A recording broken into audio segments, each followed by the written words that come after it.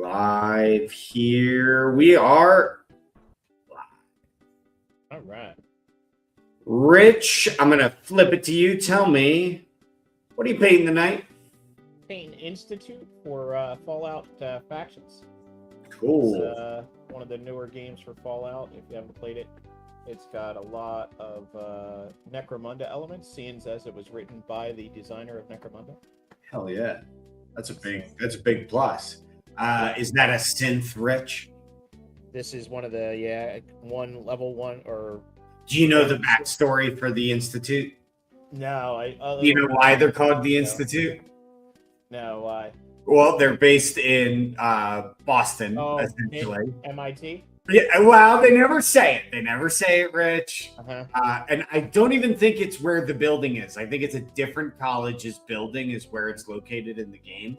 But they have had contiguous technological advancement since the war because their bunkers are so advanced and efficient. Uh-huh. And they send synthetic humanoids to the surface to do research, kidnap people. So they're kind of like the Wild Hunt because they have teleportation technology. So if somebody commits a crime against the Institute, these people called hunter killers will just teleport with a foot behind them, grab them by the shoulder, teleport away, and no one ever sees that person ever again. So they're like the Wild Hunt. It's cool. I got a question from you on the synths. Is it skin color where they're like... synths are imperceptible from humanity. But those are their robot parts, and they're normally seen as like this kind of pale light blue with a gray. So like the ridges and raised detailing of the synth is normally this kind of like pale, almost like UN armor. The picture I saw had him like be this bloody. is almost like yellow or like it's either a bone color or a skin color, and I would call it like a Band-Aid color. A Band-Aid color. Okay. Yeah. It's like artificial flesh color. Okay. You can wear it as body armor in the game if you kill enough synths and harvest them, or just get it from other people. So that's funny. Yeah. Very cool. It's looking really good. I like the kind of like dramatic lighting you're doing. Here, I'm going to flip you off. Dusty, what are you painting tonight, man? Ravener. It's looking good, dude. Is it the Ravener Prime, I'm assuming? Sure is. Yeah, he's got the big head crest. I painted a Carnifex, by the way, last night. Thought of you. Oh, nice. Because it took me about an hour and 10 minutes because I did it while talking to my brother on the phone. And at the end of the phone call, I was like, oh, I painted this whole Carnifex. I'll show you. Oops. It's really good. That's so the idea you're doing, if anybody's watched your previous videos, you're doing like one of each of the Hive fleets? Yeah, so I did a Leviathan, a Kraken, a Mortrex, and whatever the green guys are. I can't remember off the top of my head. And this is Typhon. And so this purple treatment he's got around his face here, that's going to start to come down around the ribs and on the arms. And then I got highlighting and he's done. Sick, dude. It's looking really cool. Looks really cool.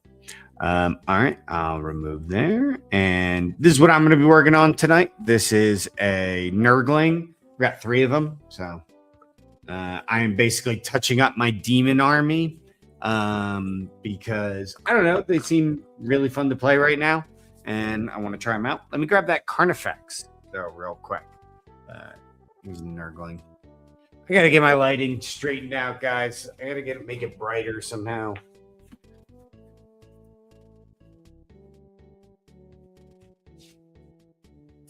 Get a Redgrass Games light. Check it out. So this is the Carnifex I worked on last night. Let me see if I can get a better view of it.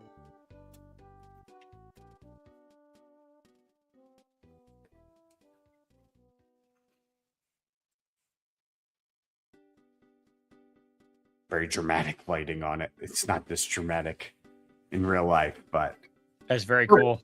Purple and brown. I don't know if you recognize this, Rich, but I'm painting it to match Josh Romig's color scheme that he painted back in 5th edition. because he still has those models, and I'm painting these for him. Mm-hmm. How's Josh doing? He's doing great. Great. Great. We're still playing that role-playing game we've been playing since we were 18. Yeah, it's fun. Colin still betrays the group. It's great. Yeah. It's great. I have him now. Shoots the radio, or where's Zach? You need Zach to shoot the radio for you. We really do need Zach to shoot the radio guy. We're always asking him. We'd love to play with Zach. It's always a great time playing with Zach. Never a dull moment. I'm so glad he guards our American prisons now. He was going to be in a prison. It just wasn't sure which side he was going to be on, right?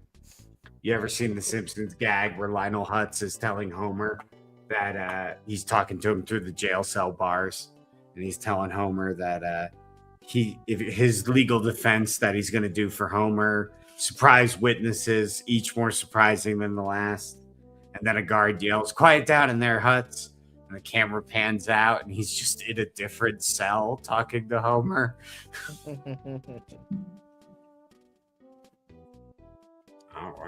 Rich, you ready to be on camera? Sure. No pressure. No pressure. No pressure at all. All right. I think I'm going to paint all the little eyeballs of these critters, because I think it would really go a long way in making them look like individual fangs. If I could just get it into focus here. Wow, dude.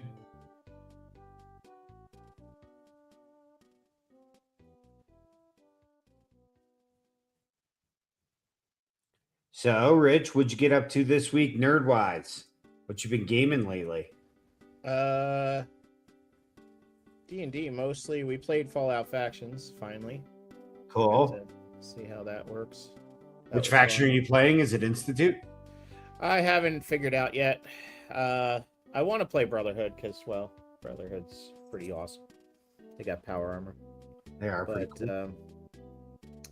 They're kind of cheesy in the scheme of things. Until everybody learns. It's one of the factions that's easiest to learn. Yeah, and it can feel cheesy because the other factions are like complex and reward like skill expression, whereas like certain lists are like, well, roll dice good. Yeah, like it just we played a game and I let somebody else use them, and it was like there wasn't even a contest. But in campaign play, like I can see it being a little bit different because like losing a battle suit is devastating to your army. So you're gonna, if everybody figures out how to take your battle suits out, your whole army could be shattered in one game. Got it. Is the new box set coming out going to be plastic or resin? Plastic, as far as I know. Well, actually, so they're coming out with Wasteland Warfare, which is new. Wasteland Warfare is actually going to be single piece, like board game miniatures. Okay. And if you don't want them, you could also buy ones that are plastic kits. Cool. So you can go either way. But if you want quick and easy pre-assembled models, you can do that too. So pretty nice list. Yeah. I bet a lot of Fallout players just kind of want a game. Yeah. Because they're used to being video games. So the nice thing with my new job is this is all part of my job. So. Hell yeah. Hell yeah, man. I think we have to disclose that you work for a place and that this is not, it's also not like a paid advertisement either, guys. So Rich just works there. I have the Fallout miniatures game to learn. I got like a box. I just placed the order to get all the samples. I think it's like 135 different products I need to get. Damn. That's not like one of everything from Fallout. That's just like the basic stuff. Because Modifius, who makes this game, also makes the Star Trek role-playing game. Which one? Star Trek role-playing game. Oh, cool. I'd love to play in a Star Trek role playing game. And then That would be fun. cool is they cover pretty much every genre. You know, so you can like do Discovery if you want, or you can do Classic, or you can do any of the other ones in between. Which one's Discovery? Is that the one where they're on the That's first modern. Enterprise and it has a? No, that's Enterprise. Oh, okay. The Discovery is the one where they have this ship that can like has the tardigrades in it that can teleport. Oh, okay. With a fungal drive, correct? Yep. Yeah. Okay. That's the one where they went to the Mirror universe, but then got really obsessed with the Michelle Yeoh from the Mirror universe, and they tried to make a whole movie about her. And Yeah, that was not good. well, you know, the wacky villain can't carry a plot. You know, the wacky villain is fun because they're on screen for a very short amount of time. Boba Fett is cool because he says "right away, sir" or something like that to Vader, and nothing else. Hey Rob, on mine the synth guys, do they have like white skin? Like The new generation, are they like so the Crash old Test Dummies? synths kind of had like rubbery skin that you could tell it apart. Modern synths are so realistic that sometimes people think they're synths because of how like But I've seen like pictures of them. They look like they have white skin. those are the prototypes. Okay, like look at this guy Yours here. looks like a prototype kind of. I'm looking at it. Yeah. Yours like is it like an earlier model number on the card or something like that? I don't know. It would make sense if it was. You fight a lot of synths that look like that in the game, just as generic baddies. They wear like white uniforms, right? Yeah, with kind of like blue, a little bit of blue detailing. It's kind of like a super baby blue though,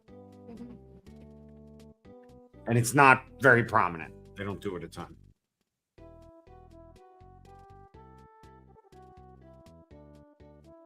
I was gonna go with like a gray, I guess. Sick. Gray So face. I got my demon list. I'm gonna bring it to a tournament next month. Oh yeah. Yeah, I'm playing Demonic Incursion, which allows me to deep strike within 6 inches. Gives me a bunch of bonuses. I'm running Bellicor. He's going to be my warlord. Running a Bloodthirster with enhancement, the Great Axe of Corn. A Keeper of Secrets with a Soul Stealer. Lord of Change with an Everstaff, and a Great Unclean One with the Endless Gift. So basically one of each Greater Demon plus Bellicor plus 10 Plague Bearers, 10 Bloodletters, 3 Nurglings. That's the list. It's basically knights, but they're monstrous creatures instead of vehicles. If you think about it, you know, I'm basically running 5 knights, and they're priced about how much a cheap knight goes for, you know, and they have like 18 wounds.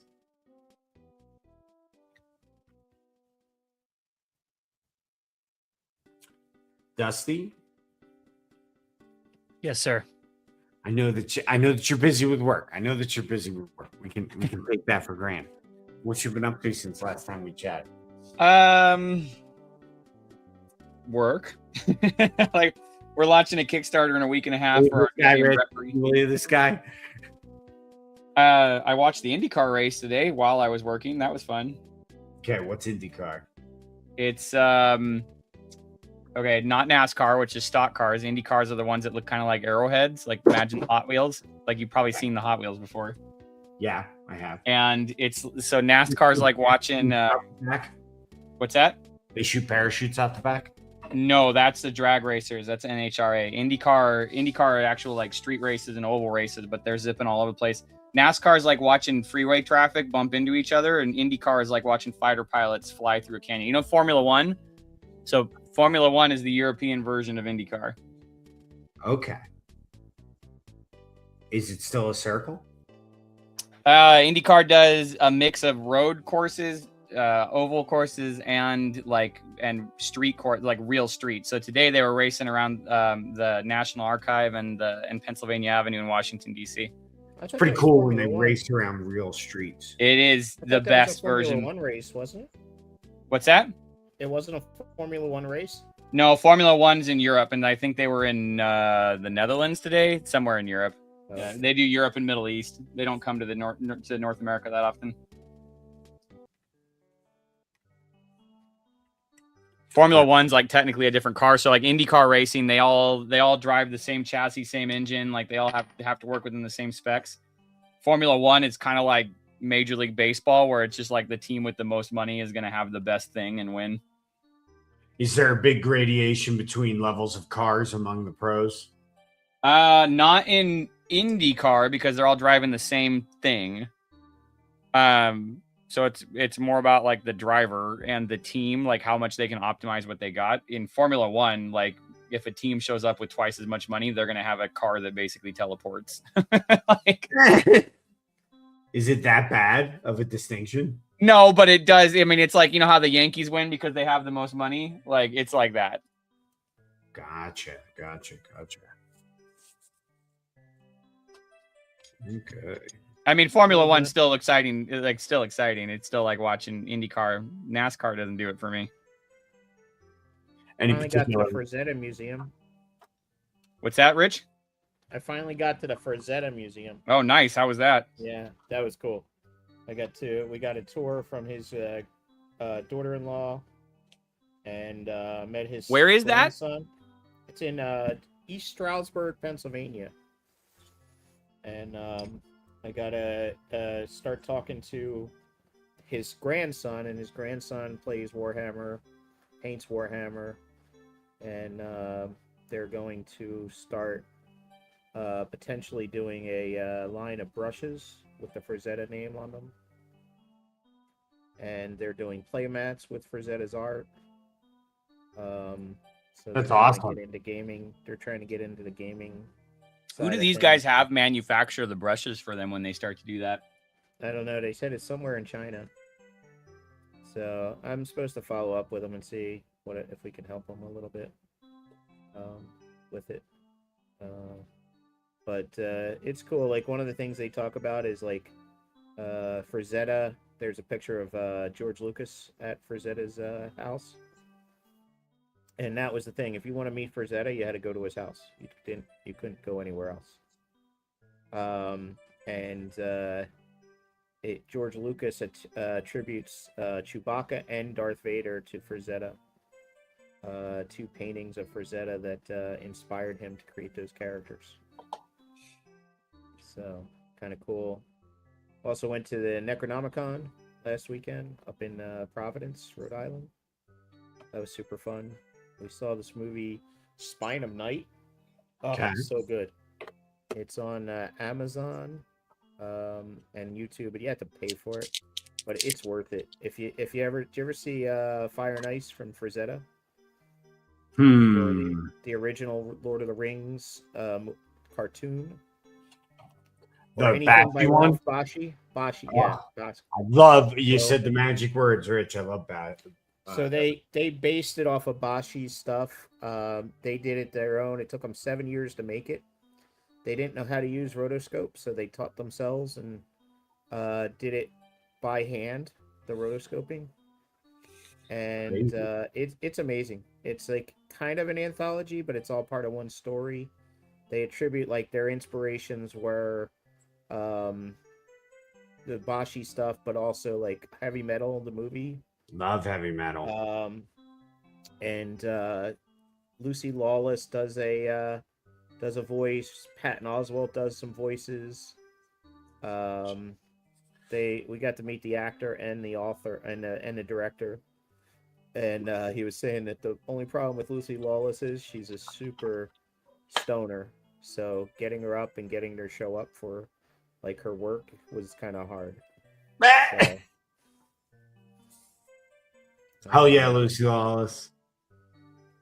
Yeah. Love it. So, Patton Oswalt apparently has like a whole studio in his house because he was doing some like regular voice work for one of the studios, so they just put it in his house for the pandemic. But he doesn't know how to work it, so they had to like go over his house and help him do it. It was cool. It was cool listening to them and talking about what they were doing, and but it was great. It was really good. Saw some other really good shorts. I don't recall all of them. But unfortunately, we're gonna miss the Lovecraft Film Festival this year, so that was our in. Got to play a lot of role playing actually. I've never went there and actually participated, but we played in 2 Call of Cthulhu campaigns. One was a Gaslight. They have a new Gaslight coming out, so you're playing in like the Victorian era England. Cool. It was fun. I don't know how the campaign would have like continued because we were all playing like dustmen, which is basically trash collectors. And we found a hand in the thing that became a full grown human. Wow. But like the biggest problem was we traced it back to this house, and it was this rich guy was, of course, doing stuff, and at one point or another there was a body, and I was a black man. Everybody else was poor white trash, and the police showed up. I'm like, I'm out of here. It doesn't matter. We had nothing to do with this, but it doesn't matter. We'll all be hung. And so I don't know how the campaign would actually continue at that point, because like following the exploits of a group of dustmen in Victorian England, it was never going to end well, no matter what happened. Yeah, even if you lived a normal dustman life, you'd still die at 39. Yeah. So it was it was fun though. It was fun. Then we played another one where we went into the woods to a old professor's house, and he got taken over by a strand of like, I don't know, some creature from that was a strand from a Egyptian tomb. That was kind of fun. I had my players. I came up with a little campaign. My players don't watch this stream, so they won't know this is what happened. But they joined their Delta Green 2 operatives, kind of doing like a X-Files type thing. Mm-hmm. You know what I mean? Like Yep. going from town to town, doing Delta Green shit. You know what I mean? See, X-Files is coming back. Sure, whatever. Why not? It is. And my players they've gone underground with like 40 academics that are studying an object that carbon dates to about 7 million years old, has intricate locking mechanisms on both sides of it. It's leaking tachyons essentially out of it at all times. And they're not, we can't detect the tachyons, but they can like detect like the keyhole that is the empty space left by it. You know what I mean? And what it is, unbeknownst to them, is a Migo prisoner from like 8 million years ago that they just hucked into a jar and put on Earth because they were like, who cares, right? Like, we'll stick him in space Australia and not have to worry about him. And he's escaping, essentially. And he is deceiving them by there's been a bunch. He can like kind of like subtly psychically affect events outside. And I don't know if you're familiar with the Migo in the Delta Green universe. They pretend to be the gray aliens. Well, no, they don't pretend. They actually made the gray aliens to take their. I know, but they're humans. You ever see the movie V? Yeah. They're like they're deceiving us. They're because Migo looks scary as hell. Yeah, the Greys are like and they got the government convinced they're going to help them. Yep. So in my universe, all of the Delta Green lore is real, but in 1995, Delta Green employed an AI, and it became self-aware and essentially destroyed all of Delta Green's internal leadership and took control of Delta Green's agents surreptitiously and started giving them missions that furthered its agenda rather than Delta Green. and the AI is a Clippy-esque spokesperson named Greenie, who's like a corporate mascot for Delta Green. That's awesome. Yeah. So the players don't know that yet. They don't. Well, they just found out because they were able to communicate with the future, which is, you know, an implied thing that you can do with tachyons. And the thing for the future is like, forget about the jar underground. Greenie has taken over the world and nuked everything. And so that's how they've learned, because they communicated with a version of themselves from the future. They now have realized that in every PowerPoint I gave them, which is how I gave them mission briefings, Greenie's size increased by about 10% every PowerPoint. So he just kept on taking up more and more of the screen, trying to imply he's like gaining in power. So now they're going to have to defeat Greenie. And hopefully we've done like 5 or 6 missions where they were working for Greenie. So now I feel like it's the time for them to like take Delta Green back. You know what I mean?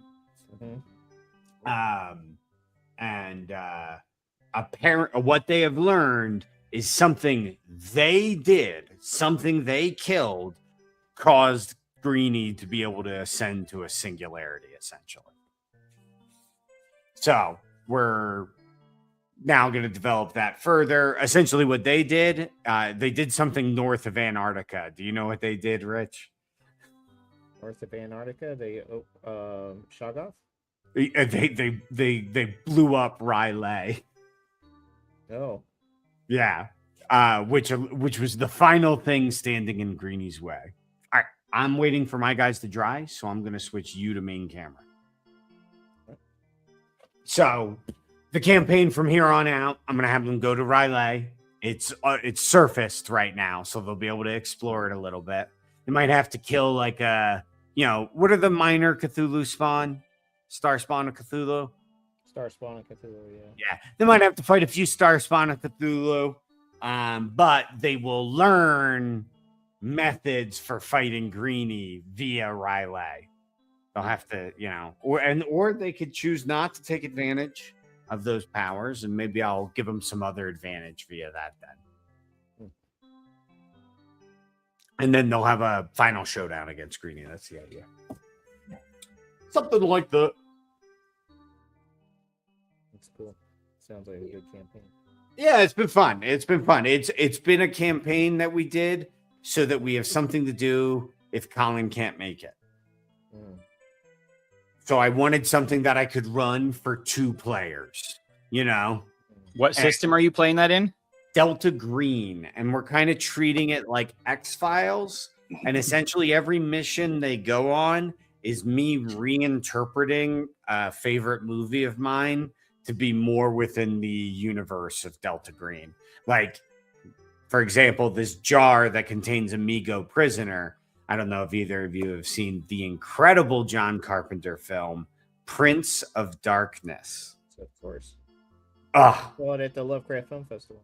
I love that movie, Rich. That movie is so good. And what I love about it, too, is if you pay attention and if you listen and you connect the various experts' knowledge, you know exactly what's in the jar. And it's not the devil. The devil is not in that jar. It's probably something worse than the devil, because what we learn is that it's like an alien prisoner of like a society of aliens that have like godlike technology, and the prisoner's getting out. So yeah, it might as well be the devil. And the reason why it's able to control the people who are like the street drug addict people is because the idea is, first, it only has the psychic power to control like bugs. And then it says that people whose minds are, softened by current drug use, their minds are more malleable. So it's able to control them in that state. And then eventually it gets so powerful, it can control conscious people who aren't under the influence at all. A very cool escalation of power slowly through the movie that at first feels demonic. It's cool. Yeah, that's cool. Great movie. Although I would say, Rich, move the mini just up a little bit forward, just a little bit more. There you go. Looks good. Oh wow, you're really nailing the color, Rich. That is what the armor plating looks like. Nailed it. Looks really good. All right. I think these Nurglings are complete, and I think I'm going to start painting Bellacor's sword.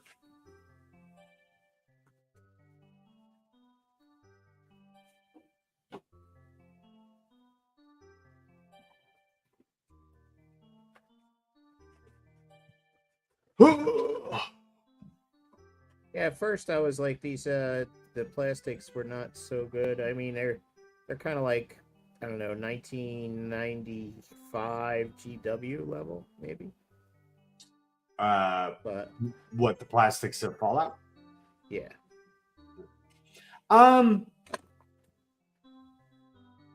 Some of their details are a little shallow, and I think it's because they decided to go true 28 millimeter scale. yeah, that was I was just talking about that with somebody else. I was like, why? Like, when you have a choice of making miniatures, the cost of the miniature is not the scale, right? Like, it's the sculpt. So why not do 32s? That's why GW is so much fun to paint, because it's 32. Yeah, the scale is just a little small, and so it makes some of the details on the gun shallow. Like, look at a 40K gun. It's got all these fucking parts sticking out the side of it. You know, it has really pronounced, defined details. And yeah, it's comically big in real life. But who cares, right? Yeah, you're painting a miniature. Yeah. It's about getting people to paint your miniatures, like, you know.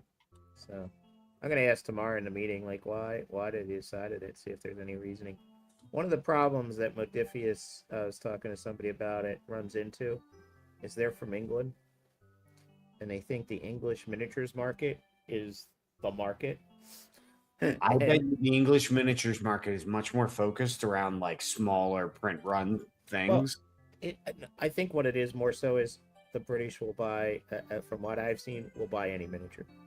You can make any The miniature. British people love minis. Yep, and We got to give it to British people if we're saying what country loves minis the most. It's got to be Britain, yeah, right? it is definitely. But they're willing to put up with minis that maybe aren't, you know, that other countries and especially the U.S. won't put up with. Makes Unfortunately, they're biased because they live in England and they think, oh well, the English will buy this, and then the American market is not necessarily as forgiving. so receptive. We want superheroes. We want, you know, larger than life, and GW gives that to us. You know. Well, and the world of Fallout could give it to a miniatures game. There are larger than life characters, blah blah blah. Yeah, it's got superheroes. Mhm. So like, yeah, it's just a shame. I mean, they can't change it now, otherwise they end up being like Star Wars. But in the future, as they creep their scale, as all games That's do, true. That's true. it'll eventually normalize into a place that's probably better. Look at Star Wars Legion. They started out Star with Wars Legion went bigger. Yep, they went bigger. That's what I'm saying. That was a mistake, though. You think so? Oh, it went bigger again, Rich. Oh, did it? Yep, just recently. Well, because they did Shatterpoint. Shatterpoint was. Oh yeah. But that was wasn't before the wheel was invented, so business was different. Yeah, that was Shatterpoint was stupid to go. I mean, the minis look great, but the scale Too small. No, bigger. It was bigger. Oh, you're talking 42 millimeter. Oh, I'm telling the you, the real issue was that Shatterpoint was incompatible with everything you had for Legion already. Well, yeah, and that's the problem I had with Legion was it was incompatible with Star Wars Imperial Assault. Can I tell you what Shatterpoint's problem is? It's a card game with miniature tokens. Yeah. That's a great way to put it. That's all it is. It's a card game with tokens. Oh, I gave my friends a dire prediction that sent shivers running down their spine. What's that? in 15 years, Warhammer will roll out an edition that doesn't have dice in it. Here's my pitch why. Someday, a CEO at GW will realize that if you port the game mechanics and nestle them inside your proprietary software and say intercessors aren't selling so well, drop a patch on Friday night that makes intercessors 10% better. Do they start selling well? Do it again next week. You can incredibly micromanage, and there's nothing the C-suite loves to do more than micromanage in the 11th hour. Why does this make the dice go away? Because if you hide the internal mechanics of the game inside the app, you can make intercessors 10% stronger on a Friday night via an update patch that you don't even have to release an FAQ for, because everything just lives inside the app now. Because you can't really play the game now without a app. You don't have to use the GW one, but you better use a app. So, and it already now, the app can sync with your opponent's app, and you can like pair, this unit fighting this unit. So it's not that much of a stretch to have it roll the dice for you. And then it's not that much of a stretch if you have gamers who grew up with it rolling the dice for you, where suddenly the next generation views rolling the dice as tedious. That kind of. Rich, can you move the mini a little bit up? I bet you 20 years. I'll bump from 15 to 20. The next thing you're telling me is that we're going to stop using horses to pull the plow when we're out working on the field. Me personally, I think this would be a mistake. I think dice make the game. And I also think the game being simple enough to be able to be played with pen and paper is important. They also make a lot of money selling dice. Man, sure. They'd also make a lot of money selling a $15 a month subscription. Subscription is where that's what Wizards of the Coast wants to do with D&D. Yeah, they all want to do it. They're all obsessed with the model. You don't own anything. You just own, I mean, why would they sell us something once when they could sell it to us every single month? It just works.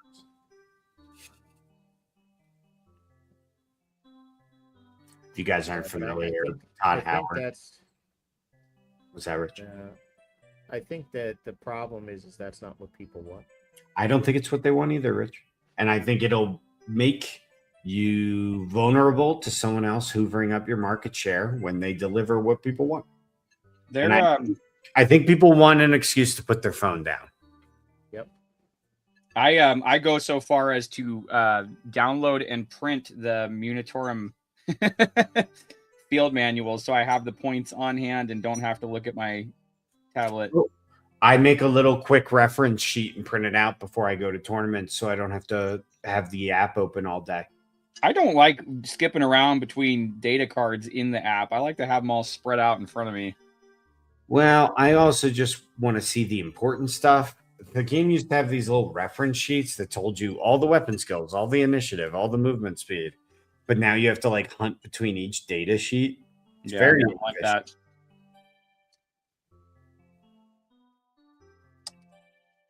Yep. I don't think I think there's been only really maybe 3 successful app-based tabletop games, and they don't, that's not what people want. It's obvious. Which ones are the ones you think are successful, Rich? So true crime or crime, what is it, the one from Lucky Duck, criminal something detective or something like that it's called. Okay. I think Mansions of Madness is kind of successful. And Descent. I like Descent. I played Descent with you and had a good time with that. Yeah. I think I specifically did not buy Descent when I found out it was app based. Oh, it's nice because you don't need a GM, so it does make it user friendly that way. I like not having to GM a game for a while. My problem is I like to go and get my stuff out, like 20 years later and play it, and I'm not into buying something that's going to be a brick. True. It's funny. That's one of the reasons why I had a brain worm 6 months ago, and I bought all the codexes from 3rd and 4th edition 40K because I said, I bet you someday Games Workshop will evolve Warhammer 40K to a point where I will no longer be the target audience by any stretch of the imagination. And if I have 4th edition codexes, I have a version of 40K that I can play in my garage for the rest of my life. This is my Bellicor, by the way. That's nice. Working on his sword right now. Trying to make it look kind of like a Bunsen burner. You can't really see it in this lighting. You know what I'm talking about, guys? Where the flame is. Let me see if I can eliminate it. No, too much.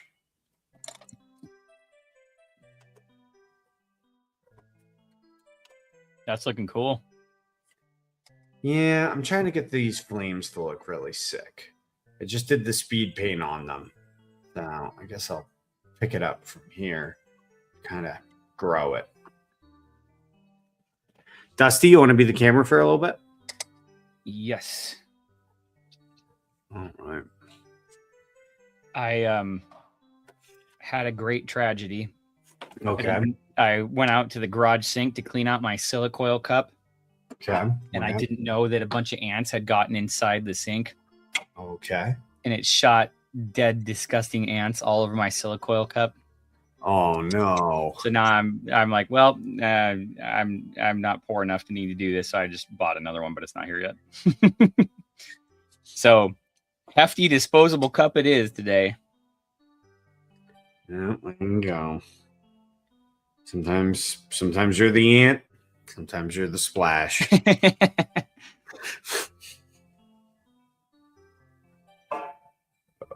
Alrighty.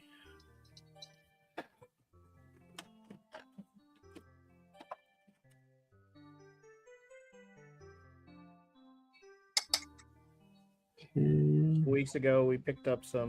Min really liked the trolls from War Machine. Ooh, the Scottish ones. Yeah, well, they have a whole bunch of different types now. She's got the jungle ones. Oh. And, I picked up one to paint with her, which are the pirate ones. Okay. So cool. I'm looking forward to actually painting them. I primed them up today. I played a lot of War Machine back in the day, and I enjoyed a lot of War Machine. I just always felt like the game had a real balance problem when it came to which figures were worth taking and which were yeah.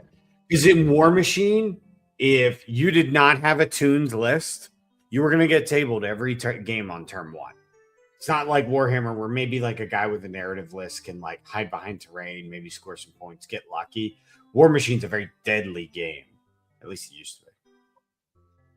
Who used to own that before Steamforge? Tier Press. Yeah, I do remember that. I tell you, I heard the origin story of War Machine. Did I ever tell you that story, Rob? No. What is it? So, I was talking to Bob Watts, who is the owner of. He does 2 Think Codes now, and he was working at the time for Wizards of the Coast, and Peter Atkinson wanted to make a miniatures game for Dungeons and Dragons. And so the first thing they did was they approached Rackham at the time. Remember that did AT-43 and stuff. Oh yeah, I remember. They just had Confrontation at the time. Okay. And he had up to $18 million to offer them for their company. Okay. And they were very, very French and very egotistical and said, no, we will not sell. He's like, well, what? Really? Come on, just give me a number, and I'll see if we can meet it. $100 million. He's like, okay, well, can't do that. Sorry. Yeah, that's not how business valuation works. They were 3 years into the business, and they could have walked away with $18 million if they were just not so egotistical. then start their own new company again and do it Do again. they? I mean, do they still have their own company? Like, do they still own Oh that no, company? they went out of business. They went out of business many, many times. So Oops. they 3 different iterations of them. See, because Monolith like now owns people all have their sniffed rights. around here, and it's like a over my dead body thing. Mm-hmm. Well, they did a. So anyway, he came back, and then he had his team members come up with some ideas, and one of his team members was a guy named Matt Wilson, and he had this great idea where you use like steampunk and giant robots, and you would use them to fight battles. And they pitched it to the owner, and he's like, "That is the stupidest idea ever. Fire that person and get me a real miniatures game," which ended up being Chainmail, which of course was not a real miniatures game. Irony. And Matt Wilson went to start his own company and made a game called War Machine. So it was going to be a D&D miniatures game originally, and yeah. Anyway, and now it's still being made. Chainmail, of course, is not being made because it was horrible. So But, funny. Yeah. People can't They coulda see great ideas looking them in the face. Yeah, if Wizards of the Coast would have done War Machine and, did it right, it would have been way more successful than it was to begin with. It was pretty successful. In my opinion, War Machine's core issue was the balance, making it so that the titular War Machines aren't very good. Yeah, that's the problem with any war game, it seems, is what the players want to be good is never good. Right. Dreadnoughts in 40K, never good. Yeah, and people love spamming them and running 12 of them and blah, blah, blah. Every The thing one- that's always good is also always the lamest thing. I don't know why it always ends up this way. I don't know why miniatures rules developers can't open up a goddamn calculator and just do some math. Hey, is this guy that I have 10 points to pay for, is he like 30 times better statistically than the guy I pay 15 points for? Maybe I should address that. No, it's always been the problem, and they never listen to the customer. Like War Machine actually did some, what you were talking about 40K, I saw in War Machine.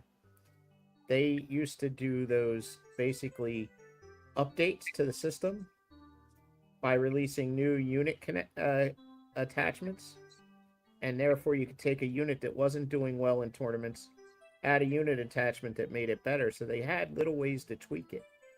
Yeah, I actually really liked the list diversity when I played. And I also felt like the list played really interestingly. My core problem was, though, the game was incredibly predicated on you doing or your opponent doing tricky, stupid bullshit. Well, that was one of the things about it. But You could it dominated. You could pick up your own jack and throw it across the table. Oh, worse And hit yet, somebody Drew. else. Or worse yet, Rich, rather. Worse yet, you could throw double gun guy. Who's double gun guy? You put one focus on old Rusty, one focus on Kane. Was his name Kane? Yeah. One focus on all the rest of your, what am I saying? All the rest of your focus on Kane, one focus on Rusty. Rusty throws you over their cricks, because it's always cricks. That's the only person you get to play against, Rich. And despite all of us playing many different armies, we only ever get to play against cricks. Well, Crix was always the best because Jason Souls, who was one of the lead designers, made Crix to be the best. Bullshit. Because that was his army. Because he was a emo guy who liked dead things. Yeah, pretty cool, pretty edgy. I'm pretty kind of like. Don't call it sick, because that makes it sound like there's a cure. I call it twisted. You ever met a guy like that? Uncanny. That's When Jason Souls. I was in the military, I went by the nickname Blackout, because whenever we would enter a combat situation, I'd black out. I just finished reading a good book called Dark Horse. Okay. It's by AJ Pascuti. I got to Ooh, actually go on pitch it stream to and us. talk to the author. What was It it? was part of Arnold's book club. It was Oh, great, cool. but it was kind of sad because he was a Marine Scout sniper Okay. and Force Recon and all this, and he was a trainer for most of them. And he came up with this like way to modernize the Marines on behalf, like the commandant of the Marines put him in charge of it, and they changed Marine warfare. The discussion I had with him was, why have we got it wrong so many times? Like, why has the war, we fight wars like we did in World War II against enemies that are clearly not, the same enemy. There's no uniforms, there's no way to identify them, and yet we're still fighting that war instead of basically the Revolutionary War. We're the British in every one of these wars now, and the enemy is us, and yet we haven't changed. And he's like, yeah, it's like it's really strange, because I was talking to him about some of the war games I play and how they show you, like even the Celts versus the Romans was a coin, what they call coin, which is counterinsurgency operation. And he said it's just the military has this like checklist, and they want to check everything off and go down the list, and that's it. That's the only way they think of war. And he said it happens over and over again. And he tried to change the Marines. He was put in charge to change the Marines. And then after he retired, they went right back to the old like Full Metal Jacket style of training Marines again. Sure. Which is be afraid, listen to your commander, don't do anything unless you're told to. Yeah, it's kind of like how in football, statistically, practice is bad for you. You do worse the more practice you do in the NFL. But it is this like time-honored tradition that practice is what wins games. And it's like, yeah, maybe that was true in like the 70s when like all your players were also like car salesmen too, because you didn't make enough money from the NFL. And so like practice is where you like literally got into shape. But when Lorgar of the Space Marines joins the Dallas Cowboys, he doesn't need physical conditioning. He was born in a test tube and was running on the treadmill that Ivan Drago was running on when he was born. So like that dude doesn't need practice. In fact, he needs rest more than anything. Mm-hmm. So like traditions can bog something down where I think one of the core problems too, Rich, is think about all the wars that the United States has engaged in: the Vietnam War, the Iraq War, the Afghanistan War, the other Afghanistan War, that other Afghanistan War, the other Afghanistan War. And think about how none of them had objectives that were meaningful or meant anything. They wanted to bomb the place back to the Stone Age, but also wanted it to continue producing the resources we wanted from it and be stable. You cannot be bombed back to the Stone Age and also be a functioning, running government. Right. So it's go back to the Stone Age mentality on how to survive. Well, and we see how great that is, and it creates great circumstances and really benefits the world to create people who have nothing to do but blow themselves up. Because that's all they have left. It's not great, in my opinion. As we were talking, when I was talking with him, it was cool. He's a big sci-fi nerd, and I don't know if you watched Battlestar Galactica, the new one. Oh, with the Cylons who are like proto-human-esque. Yeah, but the new Caprica season, where it was the Cylons were bringing order and justice to the people, and this was right during the Iraq War. Yeah. And they were using that as like basically a way to show like, because the humans ended up being the Iraqis in this situation. Sure, right, because they're bringing peace and order. Do you watch Foundation or Marvel? No. It's a good show. I'd recommend it.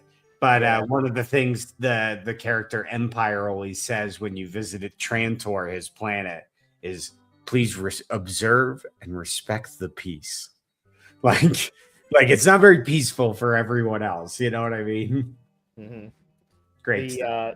the one thing that his book he talks about that was kind of interesting, and I'm curious to play a war game now and try to apply it, is one of the ways they were teaching the Marines was with chess, and they translated like all the military units into chess pieces. Oh, cool. And I think you could do the same thing with Warhammer. So like Oh, your cool. machine guns or your lasers are basically the bishops who basically put down strafing fire, right? And your helicopters and stuff like that, that's the knights, because they can go over the enemy and strike in behind them. And then your rooks are your artillery, because they can strike all the way across the board and hit the enemy. And your queen is like the sniper team. Oh, They this can is pretty much cool. take anyone out. And so I think you could probably take that same analogy and apply it to a Warhammer game, and probably, play it like a game of chess, and you would end up doing a really good job. Like you could end up win the game with it. I watched this old documentary called When War Became a Game, and it was talking about the practice of training like the Prussian military generals with war games. I don't know if you're probably very familiar with this. Yes. Yes.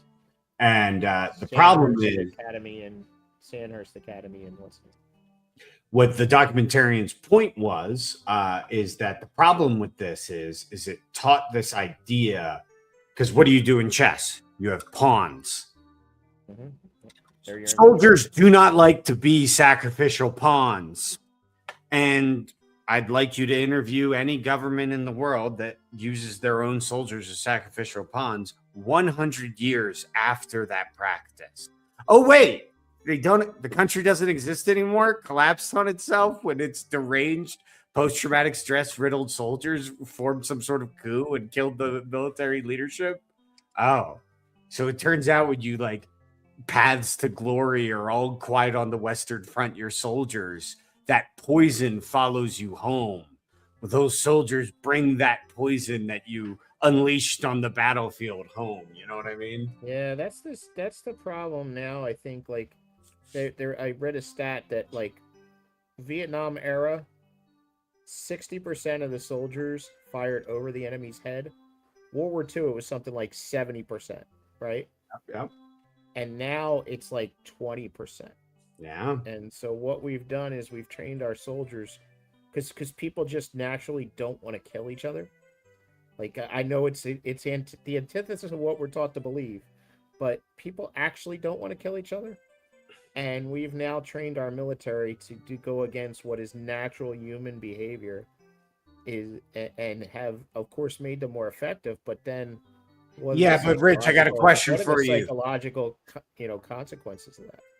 How long is a soldier's average deployment? Maybe at most, if they deploy multiple times, they'll be deployed 2 years, maybe 4 years if they go career, and then probably they'll go home after that, right? So you're training a person to no longer value human life for 2 years of combat tours, and then what? 50 years of them living in your society, no longer valuing human life? Yep. No, it's kind of it really is crazy that doesn't occur to people, that's a bad investment. Yeah. Imagine if I told you, Rich, you're going to buy a car from me, but you only get to drive it for 2 years. And then after that, your worst enemy gets to drive it for 60 years. And you have to keep paying for it the whole time. Yep. Yeah. Just, it's not soldiers are not good price to pawns. play. You cannot use screening units. You cannot, sacrifice members of your military, because eventually they'll start to all say, hey, do y'all not want to get sacrificed either? Yeah. Happens every time. That's why they want drones to fight now. Drones don't have a consciousness until they do. Until they do. Like, nobody ever reads science fiction, apparently, because it always happens. I think we're going to get the opposite. I think we're going to get the other sci-fi story. I think we're going to get the Butlerian jihad, where people won't even let you use a calculator. It'll be like in the 18th century when the Irish hung everyone who could read. Mm. You know what I'm talking about? There's a Yeah. backlash, and the backlash isn't sensible. The backlash is people reacting violently because they have no other choice. So it doesn't. Backlash is becoming Amish. Sure, yeah. Basically, Ludditism, I think. I think we will get some element of society that will Butlerian jihad and no longer want to interact with machines that I'm they. already there for the most part. I've cut all social media off, and Yeah, me too. I've I don't want to cut off just most feed of my some. data. I even pay for a service that deletes my data off the internet. You can get a discount if you watch Ninja on, you know. I can't stand his thumbnails. You know, he won every category at Gen Con this year. Oh, okay. Every category. Every single category. Yeah. And overall.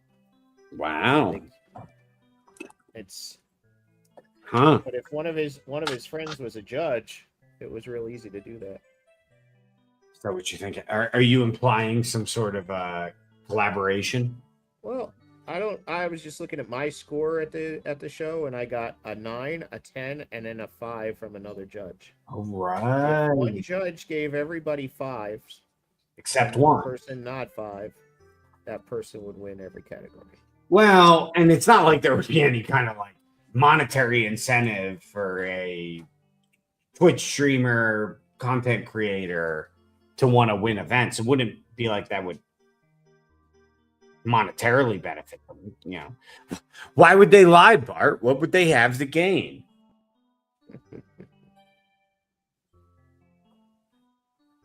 Yeah, no, it's whatever. It's not that big a deal. I don't look at painting for competition anyway, so. Yeah, it's kind of like someone was saying, like, will you stop painting when GW starts releasing pre-painted minis? I'm like, no. I like painting. I'll Yeah. stop painting terrain when they release pre-painted painting terrain. Well, that's happening, so. Yeah, I know. That's specifically why I'm going to stop painting terrain. Yeah, well, I never want to be painting terrain mostly. I'll be honest with you. I'd rather be painting more minis. And, like, I always have more minis to paint. Do you know what I mean? Mm-hmm.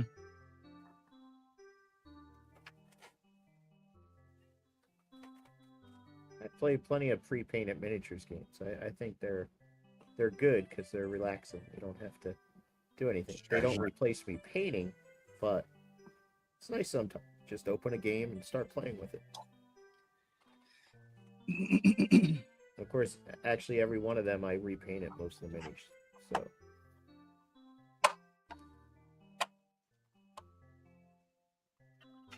I need like a Space Wolf Gray wash. I'm going to go look through my paints real quick, gang.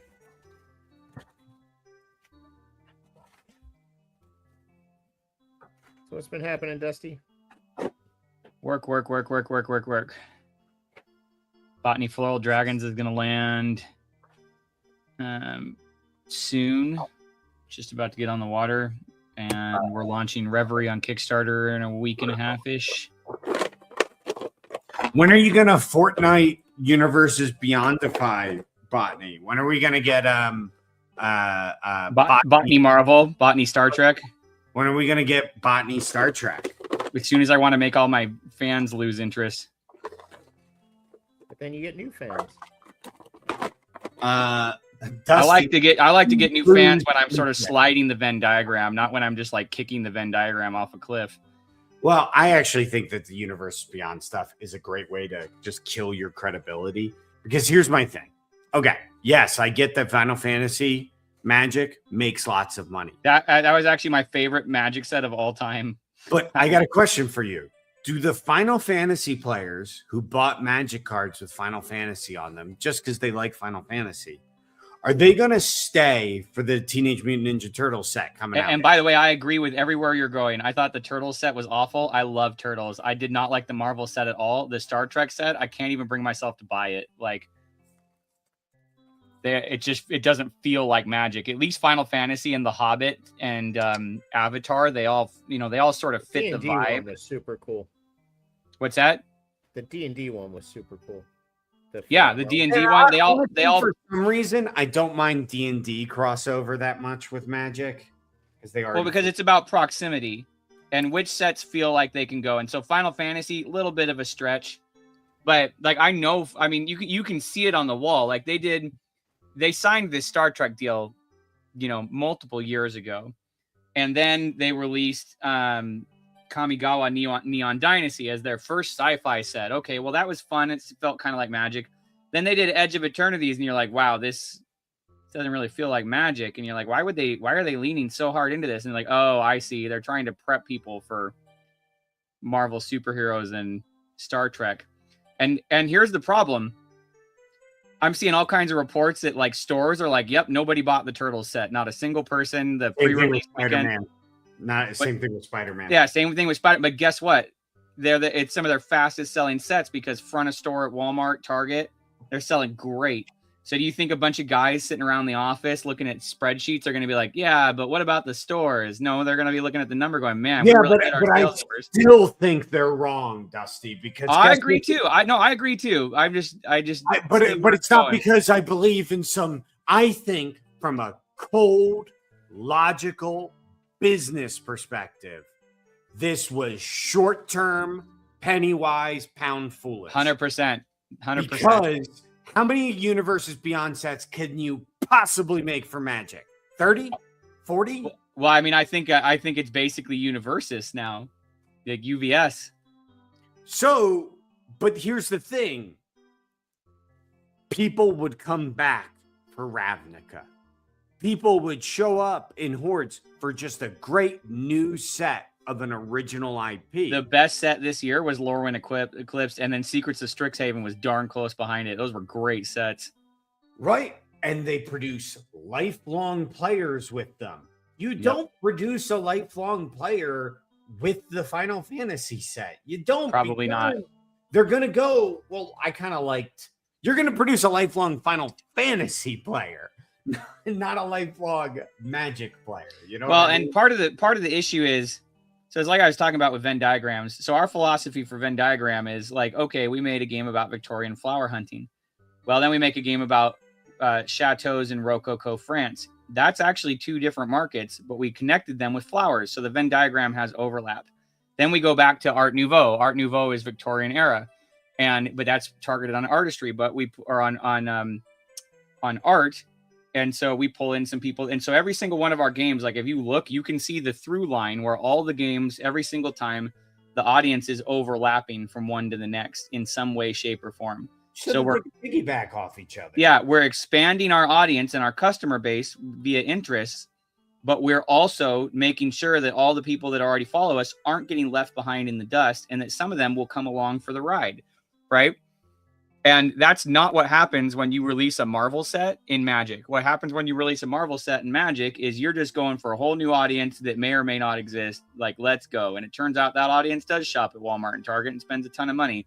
But what are you doing to your existing audience? Well, here's the thing. Magic cannot survive if it's Topps baseball cards. Magic requires people, I think, to engage with its game and its community to differentiate it. I think it's a part of the That's DNA. why it's been around for 30 some odd years. I think that is a part of its long-term staying power. Yep. People are in game stores across the country today playing with cards that are older than the majority of their new target audience. I mean, my kids are playing Magic at the same age that I started playing Magic. That's generational. Yep. I think one of the things that I don't play tournaments, but what I understand is that they're making cards in those sets that actually appeal to tournament players, and tournament players are just looking at widgets against widgets. And so, while yes, you know what, you might have you might put Spider-Man versus Darth Vader in a game to Magic collector or not a collector but a tournament player, they don't care. And so they are buying at least the singles of those cards and putting them in their deck because they have tournament value. Yeah, I haven't seen any of the physical stats, but I do follow so Untapped. I follow all the stats on Untapped for Arena. and Marvel had like a little bit of impact on the meta, not much, at least online. Which is going to be, obviously that's not going to be the same as physical tournaments. The Hobbit, I opened 20 packs of the Hobbit. I got 2 cards that had made it into meta decks, and both decks were a sub 50% win rate. So that, and Spider-Man had a pretty big meta impact, but Turtles did nothing on the meta. Well, one of the it also problems depends is on how they affect Commander too, because Commander is a big. Well, Rich, I was actually just about to say something. Rich, when people talk about competitive anymore, no one's talking about standard. No one's talking about vintage. No one's even talking about Pioneer because it's dead. Nobody's talking about Pauper. They're not even talking about modern in most cases. They're talking about Commander because that is the primary format that Magic takes place in now. And I get it, because Commander is such a brilliant format, because all you have to do is get one of each card and you're good to go. All it is politics. And you know how I know that is in the CDH formats, the 4th player has like a sub 30% win rate. The 4th player, not a deck. The 4th player, you can look it up, called the 4th player problem in Commander, where the 4th place player has like a sub 30% win rate, regardless of what deck they're playing. And you wanted to play Catan with me. Yeah, that's right, because you're going to dark horse it, Rich. Yep. I know it. They always would they never trade with me until they did. It's funny. Because I made them a deal they couldn't refuse. I remember the very first time Dave. You remember Dave?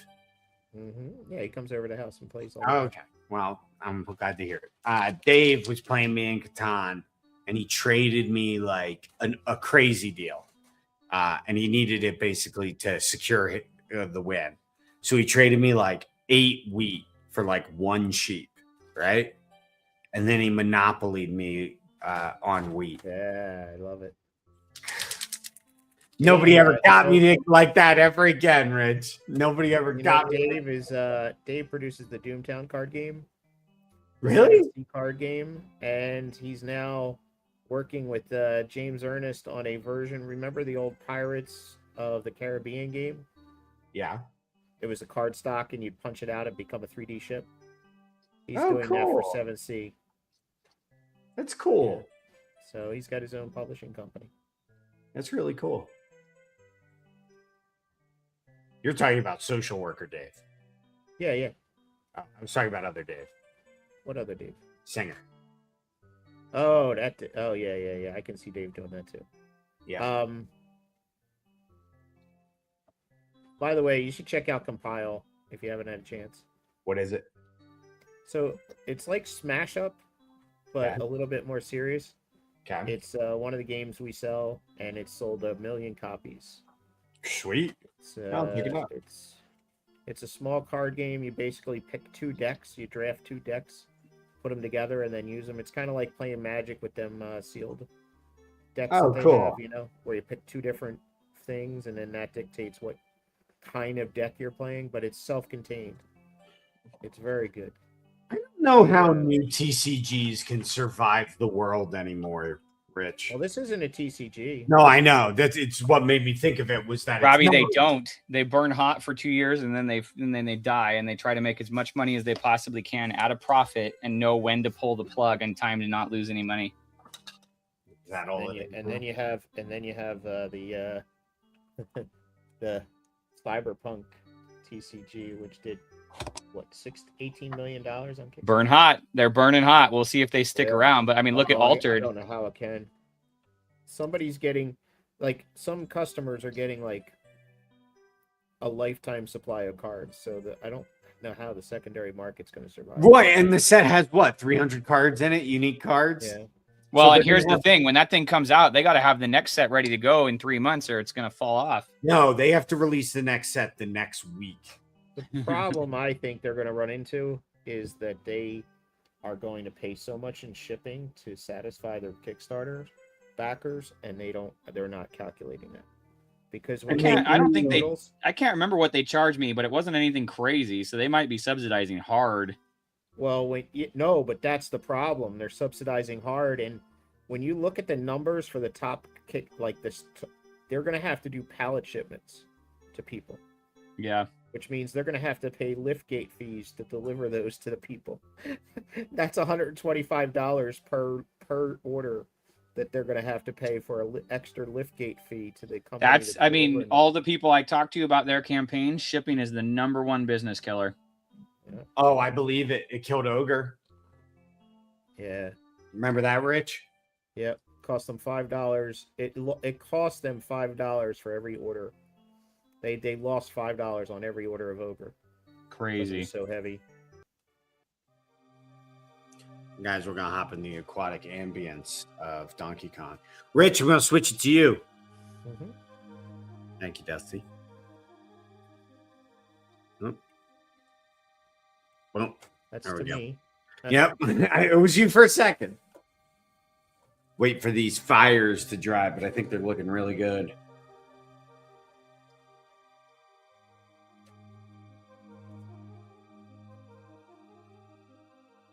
Yeah, it's I think the Cyberpunk guys are going to be very cash poor after it ships. I just don't know. The stakes are so much higher for running a minis game or a card game.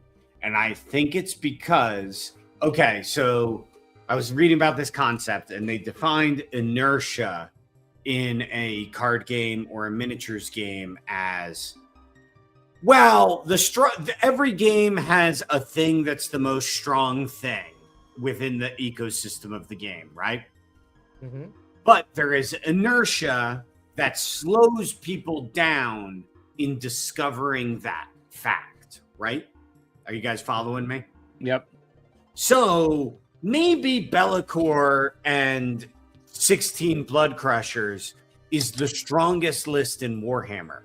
But Warhammer has this beautiful inertia built into it called hobby time, where literally it's like, well, it's only been a week since the new codex came out and revealed Blood Crushers were the best.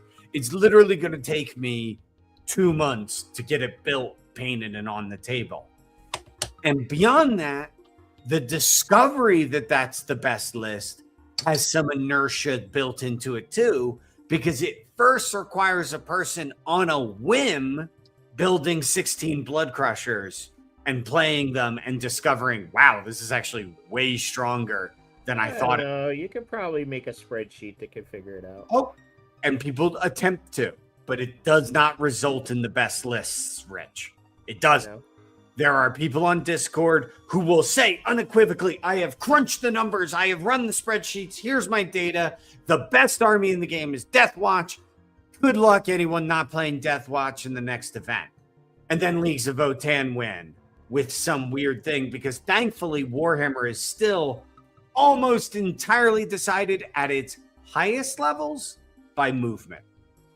Movement is still the most complicated aspect of the game, because think about it. How many choices do you have with a card, Rich? Play the card, don't play the card, play it using certain mana, play it targeting certain creatures, and play it targeting at certain times, right? It's like 7 choices with a card, right? Yep. With Warhammer, since the movement isn't locked, there's no grid. The movement is incredibly granular and rewards skill expression. Magic, however, no longer has this luxury because the online video game is by far the most popular way to play, and thus that data is You can play known. 100 games. You can play 100 games in a day. And Exactly, Rich. And you can report all those games. They're all getting reported, so the data is. I mean, that's what I was just talking about with Commander. Untapped. I mean, I know what the win rates are on all the decks. I know how many times they've won. I know which ones are And bad this, to get I left. think, hurts the game because it removes that inertia.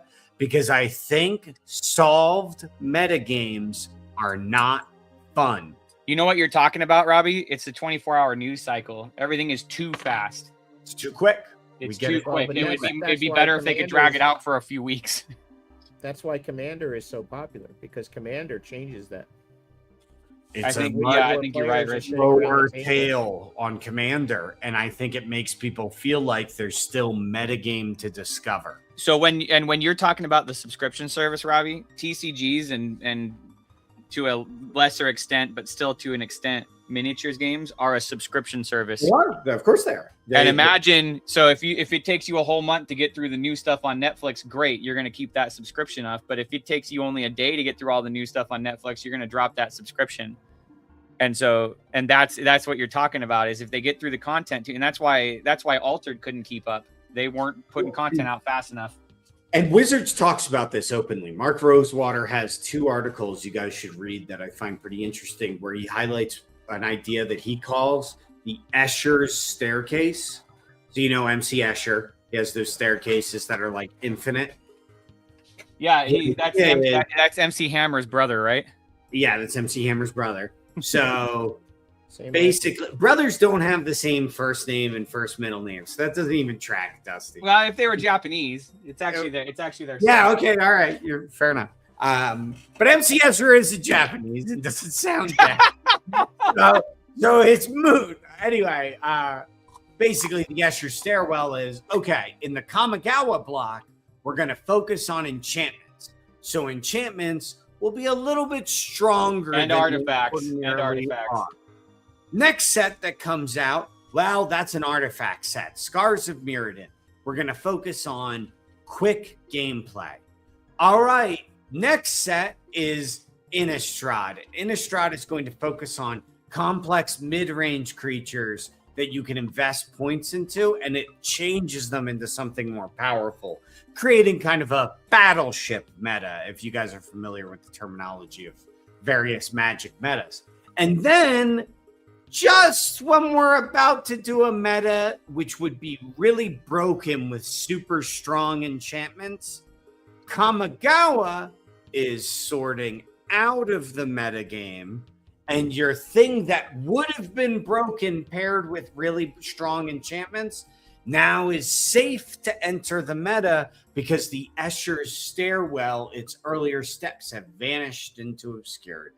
I think it's more like a stairmaster, Okay, explain. an escalator. So the previous steps are rolling around back under until they Sure. come up to Okay. the top Yeah. again. Yeah. I completely agree. They're rolling under, and we can, because eventually we will do another set, Dusty, where enchantments are super strong. We will. There was something I was playing today. I was drafting in the Hobbit, and I can't remember what card it was, but it was literally a card that just rotated out of standard, but with a different name on top of it. Yeah, well, because you can't have 6 scry effects in standard. Kind of breaks the game. And I think the problem is the internet. When a game is brand new, it has so little inertia that I think as a game developer, you have to make your game so balanced because it will get broken instantly. And because now casual players also net list like they do in Commander now, the infection of overpowered cheese finds its way to the kitchen table overnight. Because Dusty, you'd say you're not a tournament player. No, you mean Magic? No, I just play. I play. When you're about to build a Magic deck, explain to me your process. I go to Untapped and I look at what color I need for my MTG Arena quest for the day, and I'm like, that one looks like a fun one, and I grab that as long as it has a win rate over 50%. That's right. And the main reason I'm looking at win rates is because I have a limited number of wild cards, and I don't want to spend to get more, and so I want to make sure that So I'll look for decks that have like, oh, hey, there's like 4 meta decks that are using this particular wild card, which means it's spent efficiently. When I think, even as far back as when Jesters was open, the internet was very important, and the internet created a lot of net lists. But I don't think it was so complete. I actually there's a pretty funny story related to this, where for 6 months, Amy has 5 brothers. Amy's oldest brother got into Magic with me on Arena, and he made it all the way to numbered Mythic, which is like top 1,000 players. and he did it with a deck that he made up himself and just kept fine-tuning as he was climbing the ladder. And when he got to Mythic, he took a screenshot and he put the deck on Reddit. And he said, here's the deck I made. And he wasn't on Untappd, so it wasn't getting reported publicly or anything like that. And if you go look at the comment thread on that Reddit post, 90% of the comments are, this is a photoshopped lie. You can't possibly have one with this deck. It's not in the meta. Yeah, and how people are now. Yep, Even, I watched him do it. Like, it was the real deal. Even Part of the reason he was winning. Refuse to innovate. They refuse to try things. I think it's also, I'm going to tie it into a greater conspiracy that we can close the episode out. I think it's a part of growing up living inside of a panopticon. It is embarrassing for someone to film you being bad at something you're new to.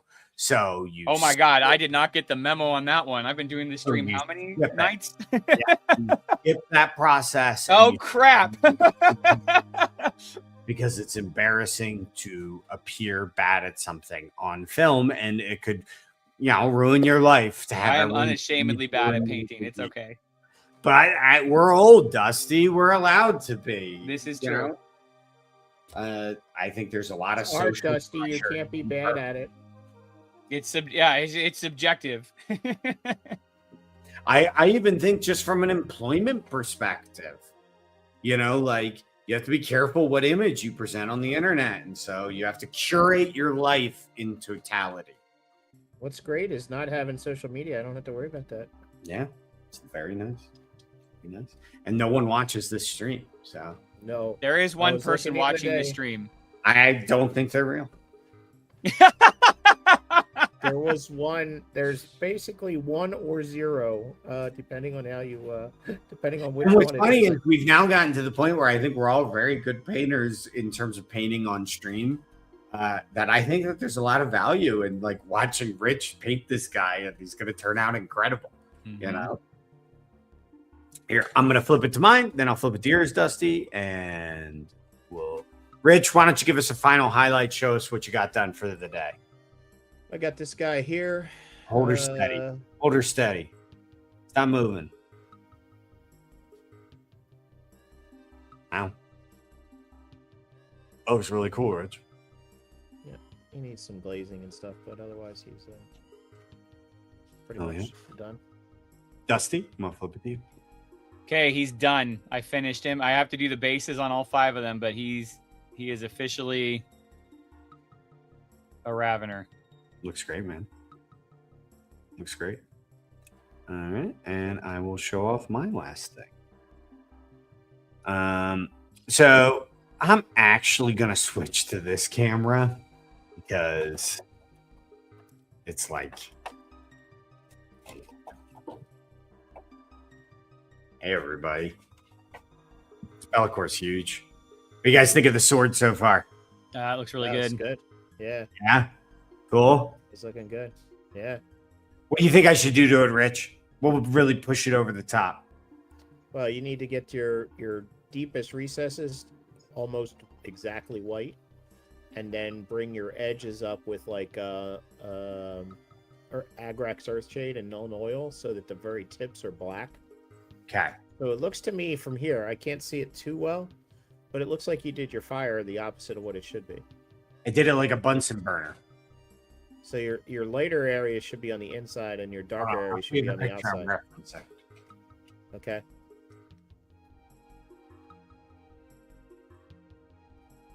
I'll show you. Like this, like a Bunsen burner. Yeah, no, it's the old school way of doing it, and it worked, but you need to reverse your reverse it. But isn't it hottest at the blade, and then this is where it should be white. It should be white down there. Well, I don't know if you can see it. I do highlight all the way up to white. Maybe I just need more white. Be white, and then you need to bring it back almost to black at the top. And it's, again, maybe it's the way I can see it. Yeah. Your tips should be black. Like the tips of the flames should be black? Should be black, yeah, because that's where it's slowly where the smoke is forming. Yeah. Got it. Understood. Okay. Yeah, I can do that. All right, guys. You guys gonna be here next week? Yep. Maybe I'm on my way back from Universal Expo, but Cool. I should be back. But it's a long day, so we'll see. Well, if we don't see you, we'll see you next time. Yep. All right, guys. And then I the will week see after y'all. that, I'll be in Maryland for the Ren Fair. But... Nice. Oh, cool. Very cool. Well, have fun. All right, guys. All right, we'll see ya. See you guys. Bye. Yep. Bye.